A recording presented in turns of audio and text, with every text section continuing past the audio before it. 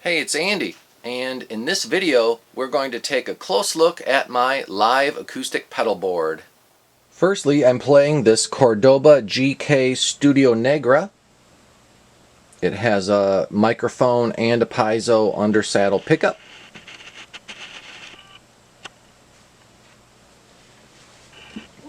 And these are the controls. I set it to have just a little bit of the piezo but mostly the mic. I set the notch filter so that I can get rid of some feedback. Take the mids down a little bit. I always play with the phase button to see what sounds the best, and I leave my volume control at about 2/3 of the way up. The amp on the right is a Vox, and it's very lightweight, and I can plug in one instrument and one mic. It even has chorus and reverb, and so I've used it quite widely. And the fact that it's so light makes it easy to take to gigs.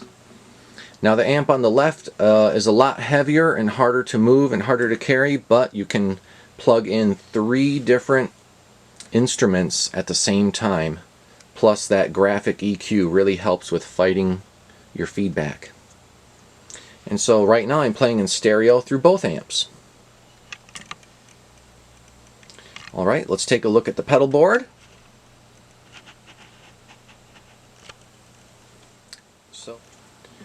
So I've got my guitar plugged in directly to this Koa acoustic guitar preamp. And the reason that I'm using that is because it not only has a great EQ and a nice preamp, but it also has a compressor built in. And it's a lot better than these other outboard compressors. I used to play with this compressor, and if I even bumped the knobs just ever so slightly, my sound would go wild. It would either be all the way down or too far up, and it would just be impossible to find the right spot. I would have to reset the control on this every time because these knobs would always inevitably move. But what I like about this compressor is it's very subtle. Okay, it doesn't have an output control like this one. This one has an output control for the compressor. You got silent and you got raging, and you got to find your spot in the middle. Whereas this one, there's not necessarily an output control for the compressor. You just set it on about 1.5 and turn it on, and you're ready to go. Okay, let's check out this compressor in action. So here it is in the off position.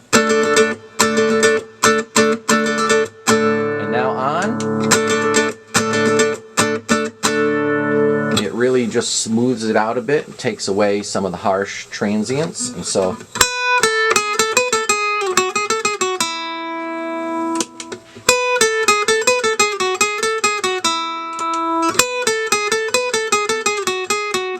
and there's a little bit of makeup gain in there too, so my softer notes come out a little bit louder.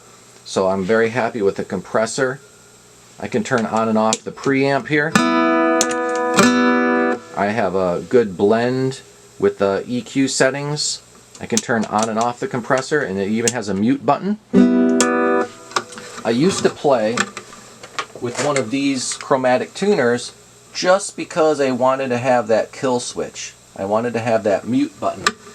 But this one has a really nice mute button, and so that comes in very handy. So the first thing I plug into is this Koa acoustic preamp.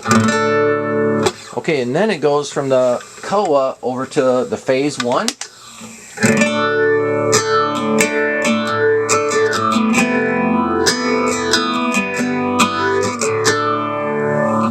There's that. Okay, and then I have the octave, super octave. Alright, and usually I just play my bass lines one note at a time.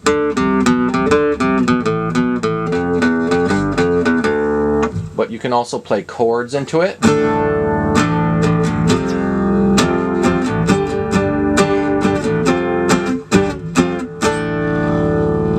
The chords don't sound as good, so I usually just play one note at a time.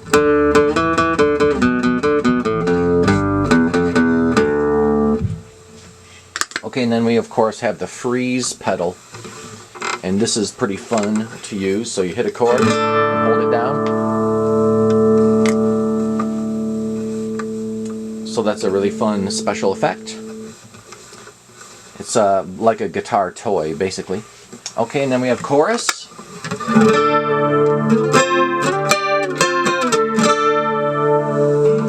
It's not set on a very subtle setting, but that's okay. And then the red pedal is the Eco Verb from Flamma. And basically I call it the violin sound. Okay, so right now I don't have very much echo going here. But I do have this reverb setting that's really nice.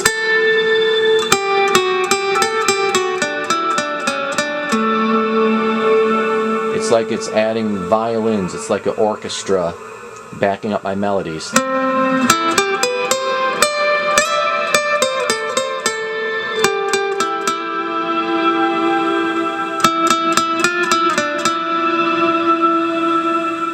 Okay, that violin sound is great for melodies.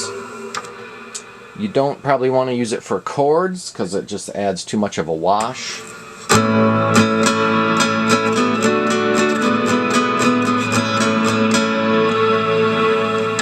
Yeah, it's not great for chords, but if you play single note melodies, it really sings.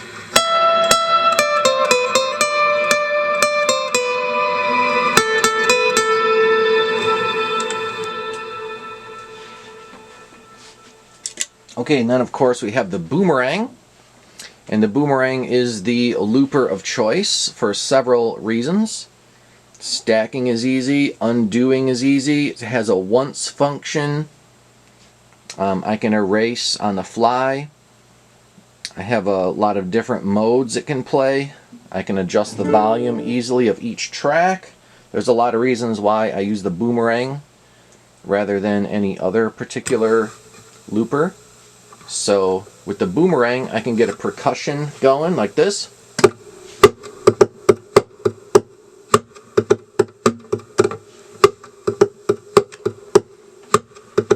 Okay, so that's my drum loop, and that's going to play over all the other loops that I perform. So I can do loop 1.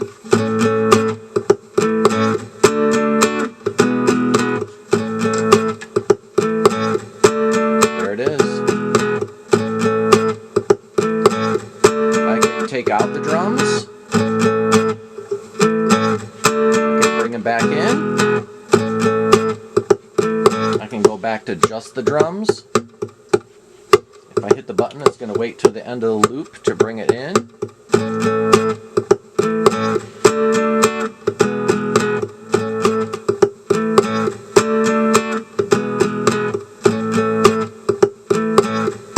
Okay, here comes loop 2.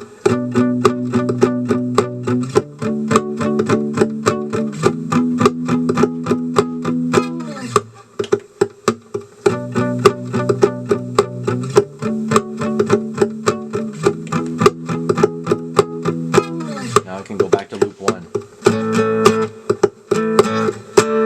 Or back to 2.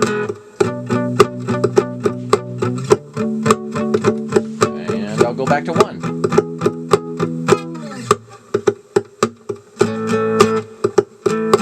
And the once function is pretty fun. Once just ends it after one loop. Okay, and then I'm ready to start another song. Of course, we have the stack feature. So anyway, the Boomerang is just really fast and really easy. I can start another song immediately. And so the Boomerang is where it's at. Okay, and then finally we have the Clockwork. And I'm thinking about maybe getting a different delay that has the tap tempo feature. But anyway, here's the delay on. Now you can set the tempo by tapping, right?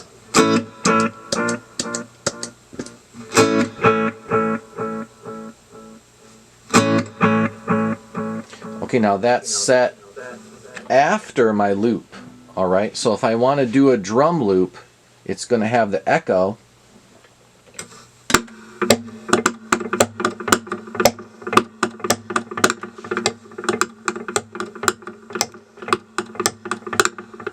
can set the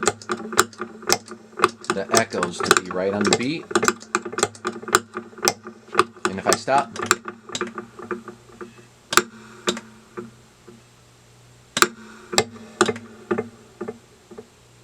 this adds a little bit of seamlessness in between the loops and at the end of a song. So if I stop abruptly, there's still a little bit of what I call glue in there, in between the loops or at the end of the song. Whatever I play just echoes, and it sounds a little bit better than if it was just dry.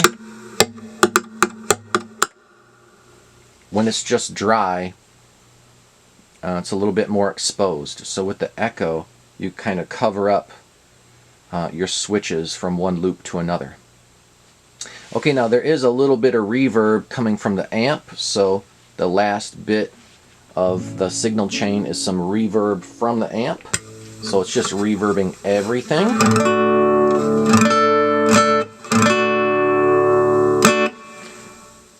And this is a separate pedal board that I use for violin and mandolin. The mandolin goes right into the preamp, and usually I use the compressor, and then this is just used as a kill switch. And the violin goes into the preamp, which I then use with the graphic EQ, and then there's another kill switch.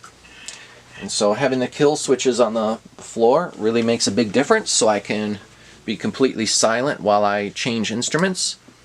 And having a tuner on the floor really helps, because then I don't have to rely on tuning by ear or using one of those clip-on tuners. My guitar has a tuner built into the sides, so I always use that. But the violin and the mandolin, it's nice to tune on the floor. And so I have that separate pedal board so that I can control all those separately.